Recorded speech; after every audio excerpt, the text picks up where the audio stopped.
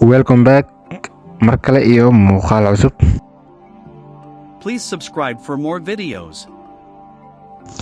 Muuqaalkan mar wax badan inaan kaga hadlo kaliya wuxuu ku saabsan yahay waxyaabaha keeni kara lag badana waxa la kulma dadka ciyaara mobile games. Dadka gameka ciyaara la kulma lag.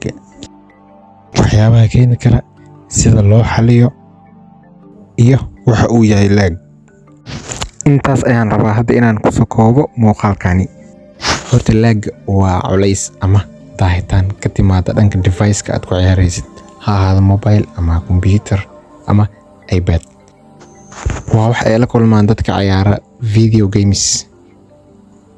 Waa mid ka mid ah waxyaabaha ay ugu neceb yihiin inay la kulmaan. Lag marka la kulanto telefoonka waxaa ku dhacayo jahwareer dhanka performance-ga. sida loogu talagalay uma dhacayaan wax walba. Marka lag waxaa sababi kara midka ugu horeeya waxa waaye device-ka aad isticmaalaysid mobile-kaaga hadduu yahay mid low ah.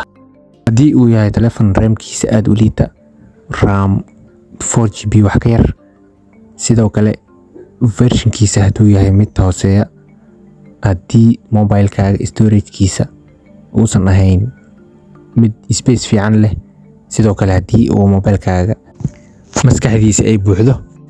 Marka sidaad ku xalin kartaa haddii aad haysato mobile RAM-kiisa fiican yahay, version-kiisana uu yahay versionada dambe, laakiin aad aragto lag, waxaad tirtaa gameka cache-kiisa clear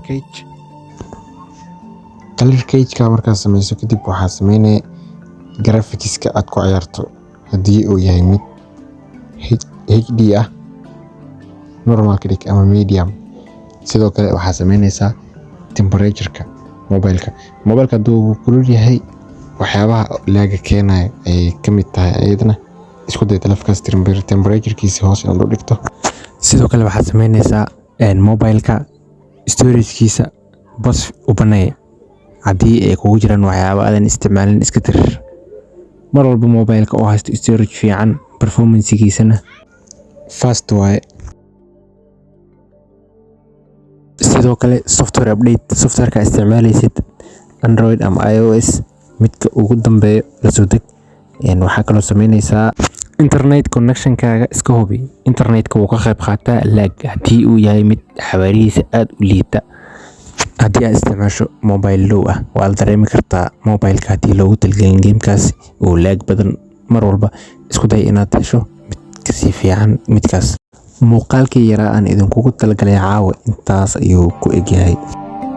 Some Universe YouTube channel contains educational content and tricks that will help you gain more in the scientific world.